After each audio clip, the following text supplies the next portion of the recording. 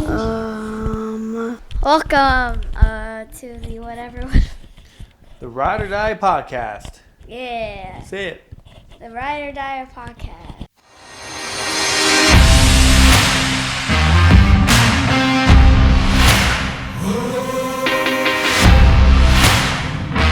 There it goes. Good morning, everybody. I haven't done a podcast in quite some time. It is 5:51 in the morning. I got a really long day yesterday. Here's my dog, bro. Come here. Oh, that's my pup. That's my pup. He knows we're leaving for work today, so he's all bummed out, aren't you? You want to talk on the mic? Okay, get down. Lay down. Oh man, but geez, the 4th of July was just yesterday. I got my coffee. I kind of got cotton mouth right now. And yeah, man, I had a long weekend. Had my kid for 2 weeks, and that was a blessing in itself, really. But yesterday, I got a lot done. I had a lot of things going on, and I got some things that didn't get done, but it's all right. But yesterday I had to take Rayleigh, my daughter, back to with her mom. She went with her mom, and that's really, really hard for her. And the older she gets, the more sad she gets. And I feel bad for her, but I promised her one day I won't be leaving for work, and I will be just staying with her one day. Don't know when. You know, I'm continuously working on my my projects, my side job, and of course this. I did a podcast the other day with my my coach Dylan, but editing wise, it's gonna take a while for me to edit compared to this one where I just kind of go live stream, and it's not like really live stream, but I just kind of just talk and I don't really edit it. It just goes. But with his, I gotta switch cameras, and it's whatever. I'll get it done. Oh man, I'm just tired. I got so much going on. And yesterday, I got invited out to the lake. I wish I would have got to go out to the lake, but I had so much going on. I've been working on a side job, and it's I've talked about it before. It's called Cerakote, and I've done some cool knives, and I got some other projects that I'm doing, but it's mostly for firearms, pistols, and my one buddy's pistol. It took me like 4 hours to put it back together. And like I learned a lot, and every video like tutorial, it showed me how to put the insides back together. It only showed me how to disassemble it.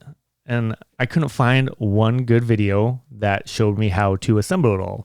So what I ended up doing was watching how to disassemble it. Then I had to kind of flip it around in my mind and reassemble it. And it was a headache. Like I couldn't find any good videos. But it got back together, and he loves it, and I sent him some pictures. And then my other buddy's gun, the safety didn't work, so I had to take it all apart and put it back together, and it was frustrating, but I figured it all out. So it was actually really cool. Even the other day I was working on one, and I kept screwing up, and I had to re-sand it and re-cerakote it, and I told my daughter, and my daughter's like, "Well, at least you're having progress. at least you're learning." And I'm like, It's the innocence of a 10-year-old. She's just like, "Yeah, Dad, you'll get it." Like she was proud of me, so I'm pretty happy. All these projects that I did turned out pretty badass. If you ever actually want to go look at it, it's called Fargo Cerakote. You can just check my Instagram, and I'm starting slow. Like I really, really, really want to make something of this, and I got to figure out how to break into market. My boss, and where I work, he called me up today, and he, like, I did one for him, and he said, he's like, "Hey man, this might be your ticket. This might be your ticket out of the oil field. Like, you keep this up, people pay big money." And I'm like, "I know." And he started talking about some other stuff, and I got some fans. I got some fans telling me, "Hey, keep going. You're doing this. And I'm like, "Yeah, man." So Rayleigh left at like 1 o'clock yesterday. Then I worked on this gun for probably 3 hours. And then I had a friend she asked me to come over and help. She just moved back to Fargo. She helped me to come over to put her kid's bed together. I'm like, "Yeah, I can do that. That's no big." It took me like a half hour, had a beer with her, and came back.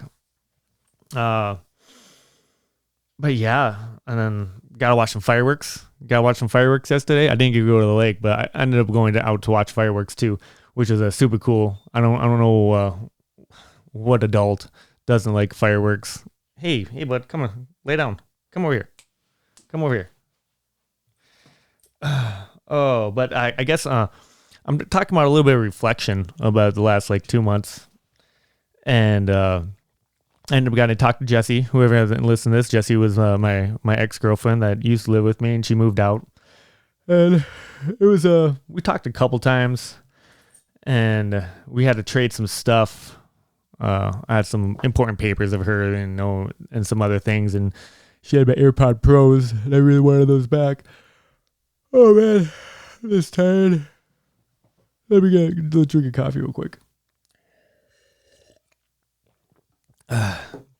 So she came over, and she missed my dog, so she was really, really emotional. Sad. I don't know. We talked a little bit. I think we talked a little bit too much about. Well, I feel like I talked a little bit too much about the past and whatnot, because I feel like I'm not that person anymore. And it's only been like a month and a half, I think. And I can't say I'm not that person anymore, but I'm trying to be not that person. And some things were said, and it got me really thinking between that conversation and the conversation we had a couple weeks ago over the phone when I was at work. About like 3 weeks ago. And I learned a lot. I learned a lot. I wrote some stuff down. 3 major things, and I don't even know if I wrote them down right, so I'm just gonna kind of wing it. But one thing, the whole conversation was kind of odd to me. She was there, and it was just odd. It just didn't feel right. We started talking about like how things would change, and I know how I need to change. I'm not saying I want to get back together with her, because I think that that ship has sailed. At least for right now. Who knows in the future if somehow the Lord puts us our paths back together. But she asked me what she thinks she needs to work on. I'm like, that's for you to decide. That's not for me to decide. Like if you can't look at a past relationship and realize where you went wrong, you're not taking a breakup serious. Because I think there's a lot of process that or respect in a breakup that I don't think most people do. The breakup happened, and I think you gotta respect it, right? That's I respect her space, and I try not to. Actually, I can't even contact her anymore. I told her after that trade stuff, I was gonna delete her contact, which I did, and I don't need to talk to her anymore. If she would ever reach out or whatever, I give her the respect, but we can't be friends. I don't think you can really be friends with a significant ex from a long time, especially not right away. But I really don't know what to say about that whole conversation that we had. But like I said, I learned some stuff that I need to work on. Like she felt really bad when she listened to that last podcast of the breakup, and she said she was very embarrassed. I was like, well, I was embarrassed that you left. Yeah, I got this platform that I talk on. He's like, you had to figure I was going to say something. But I'm not mad. I'm not mad about the podcast or doing it, because if I didn't do that, and then if I didn't do that, then we probably never talked. And I probably never learned a little bit of stuff about me. When she said she was content, the way she meant it, that she was happy. Her definition of content and my definition of content are kind of two different things. And that's where I screwed up as a person, not just in a relationship or at work or with my daughter or just life in general, that I don't, I could be listening to the words, but I'm not listening to the person, if that makes sense, right? I think that actually might be the definition of empathy. You don't have to agree with the person, but you at least have to understand them. And that's something I don't do very well. I don't listen to them. I just listen to the words, and I'm putting my thoughts into the meanings of their words, giving my meanings to their words. So that's something I need to work on. I need to work on actually be able to sit down and listen. And actually listen to the person. And like I said, not just in relationships, but this is like a life lesson I can use, like, in my next relationship, or with my daughter, especially, or when I'm at work. I heard there's rumors of me getting a little promotion into a more of a leadership role, and I gotta take this, especially this, and that you listen, because we're gonna be getting a lot of new hands, and it's working in the oil field is a very different experience, and it's everything's new and everything's big, and I gotta actually look at them and stay calm and whatnot. But yeah, so I gotta listen. I gotta listen to people and not hear what I want to hear. I don't know if that makes sense. I think that's the big thing. I gotta stay calm, right? I'm really good at letting things go. With, like, if someone wants to leave my life, like, that's cool. See you later. If someone wants to get mad at me for, like, my buddy Trevor, he was talking to me the other day at work, and he's like, I don't know how you do it. I don't know how you do it. I'm like, do what? He goes, people could be screaming in your face, just absolutely yelling at you, and you just look at them and say, cool, dude. Like, he's like, you just don't care. I'm like, I really don't care. I'm very good at letting things go, except when it comes to people I love, especially like relationships or even my daughter. And I know I'm getting better at. Oh, what'd you do? What'd you do? Come here. Come say hi to the camera. Come here. Want to come up? Oh, say hi to the camera. He's a little turd. Lay down. Okay, we're almost done. I only got like 10 minutes, I'll take you outside.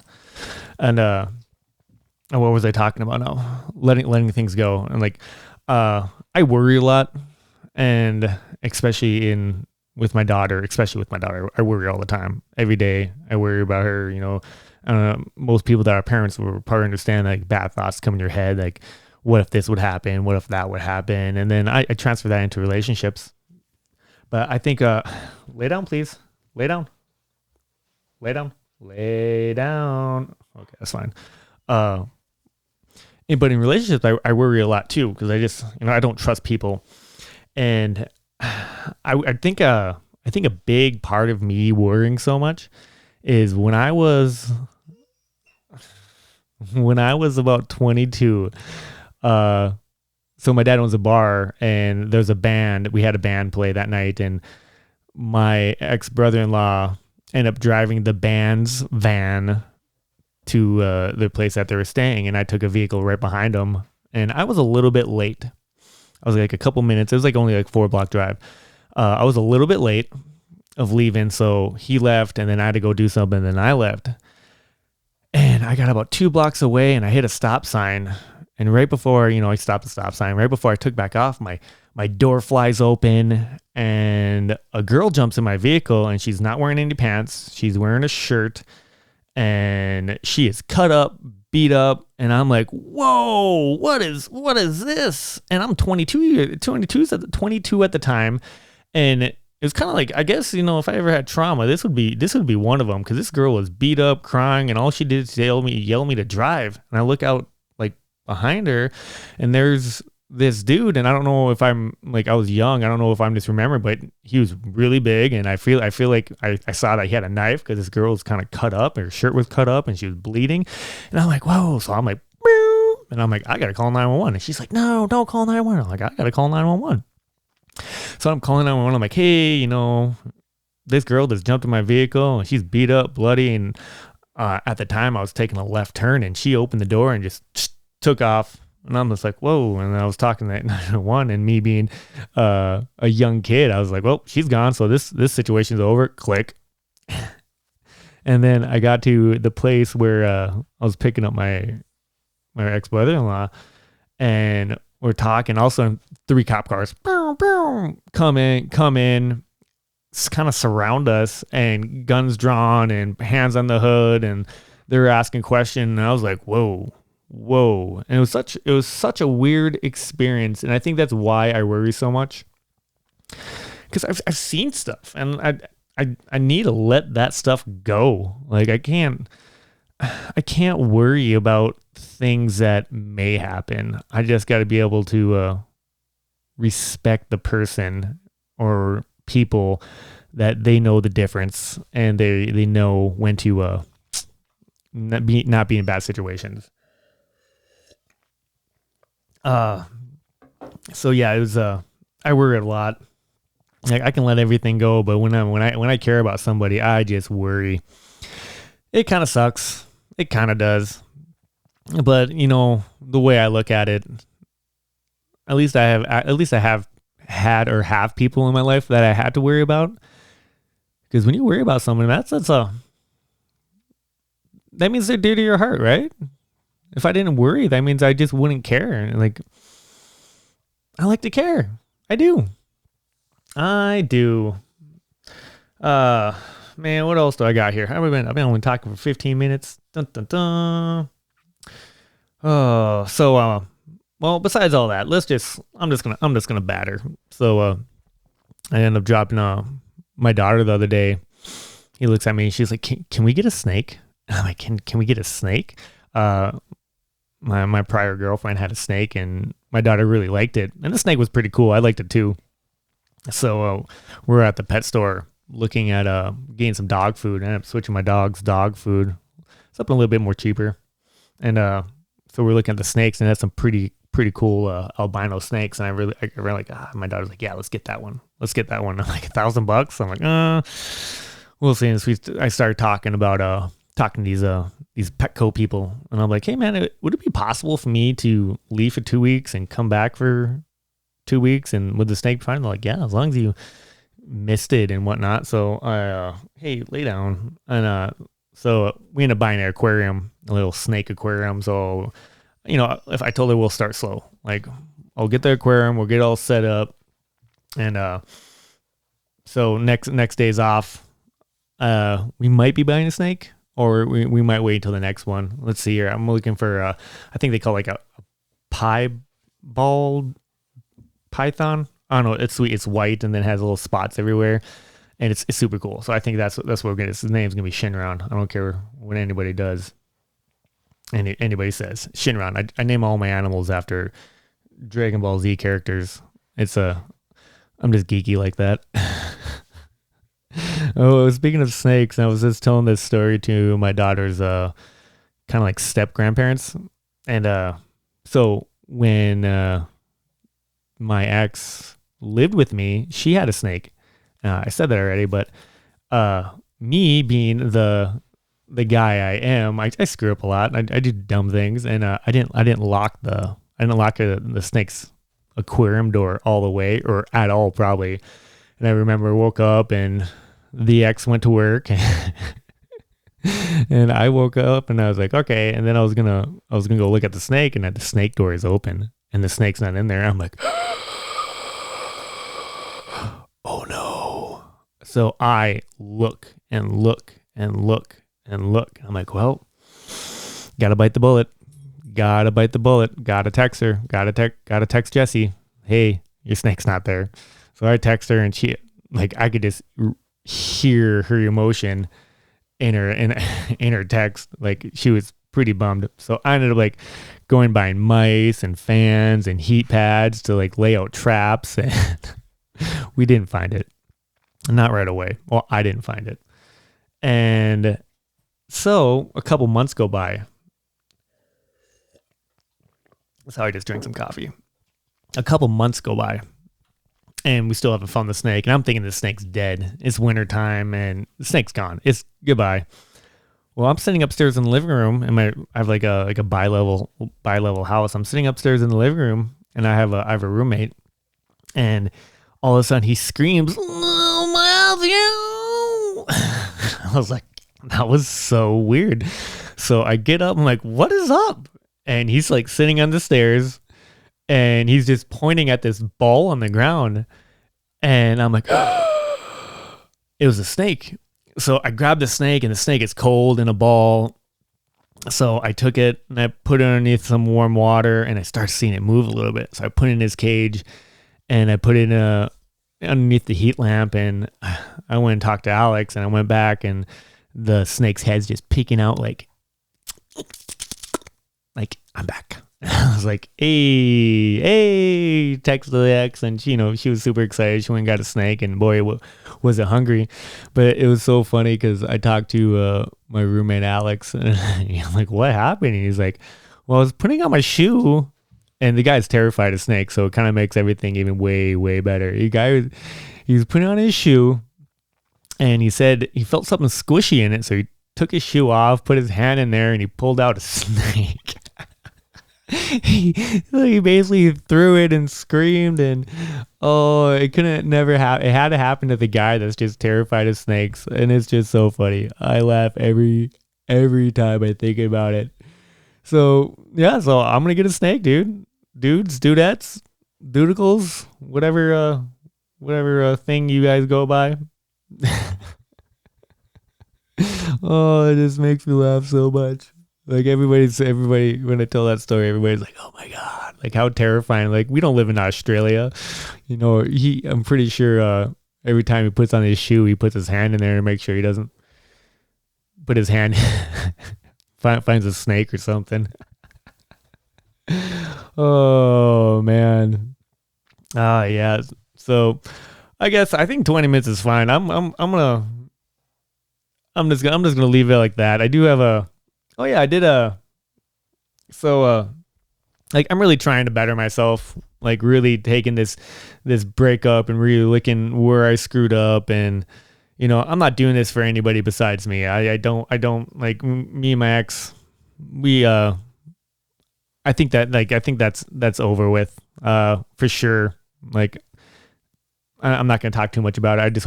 I hope she's happy. I have faith that she's with the right people that she wants to be with. I know she has a thing coming up that's pretty heavy on her mind, so she'll be in my prayers. And Broly wants to go out. Come here, lay down. I'm almost done, but I know I'm doing it right. I know, like this podcast, I know I'm doing things right. I know with Sarah Code, I'm doing things right. I know, like I even got a little journal. I don't write in it that much, but I do got a little journal. I feel weird writing in a journal. I feel like that is like a 14-year-old girl thing to do, but it's not. That's just a stereotype I have on it. But I do write stuff down. Not much, but I do. I get, it feels kind of good. I don't know. Like even with the painting, I didn't get much painting done this days off because I've been busy with my kid. And oh yeah. So I laid my motorcycle. I was going to talk about this. My motorcycle got laid over twice in the last 2 months.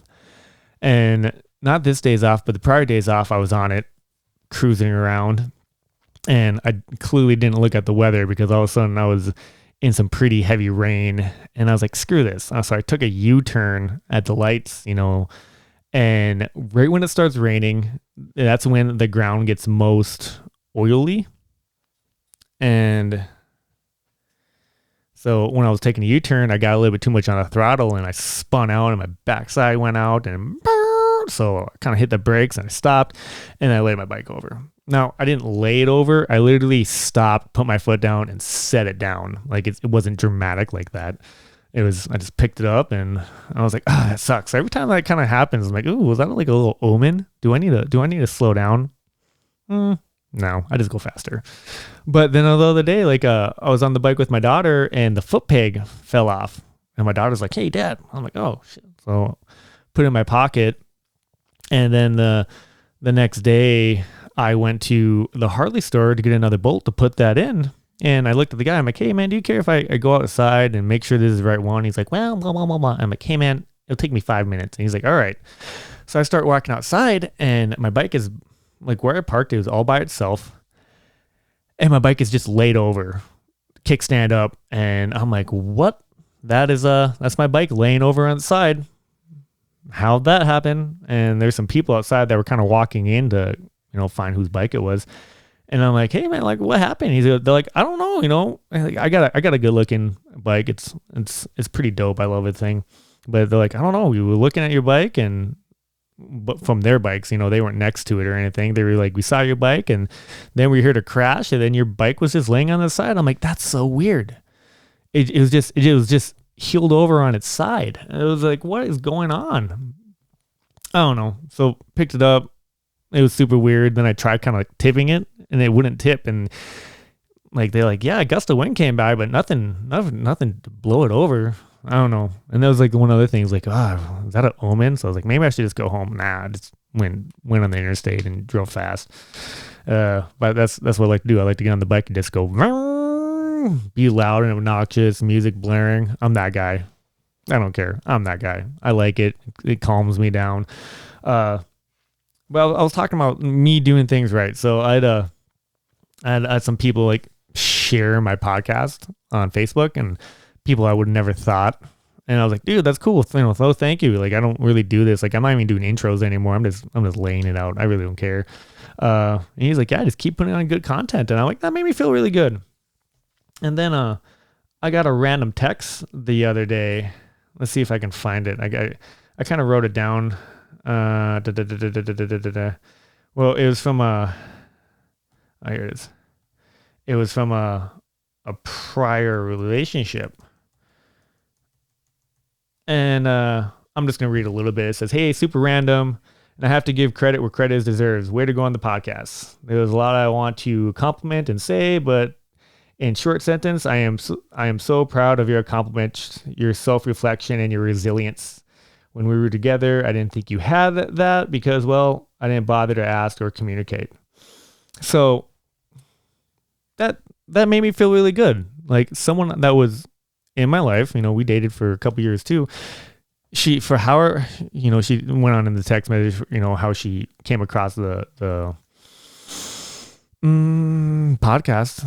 But like the way I've been, it's part like with my last relationship and her relationship with the girl that texted me, and probably even with the relationship, because I've only been in like 3 relationships. I haven't been in a lot serious relationships. I've been with my baby's mama, I've been with Shannon, and I've been with Jesse.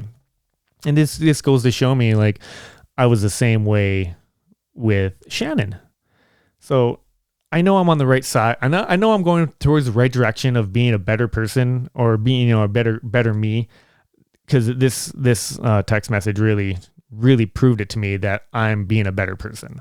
I'm getting my shit straight. I'm getting my mindset straight, and I'm just excited. Like life is super good. I can't really complain. I got a lot of stuff going on. I got a lot of opportunities, and hopefully one day my dreams of not going in the oil field and seeing my daughter a lot more and working on the Cerakote stuff, and it's awesome. It really is. It really is awesome. I'm super excited. Jiu-jitsu is going well. I know I've been doing push-ups at work. I feel like I was going to stop talking a while ago, but I'm just going to keep talking.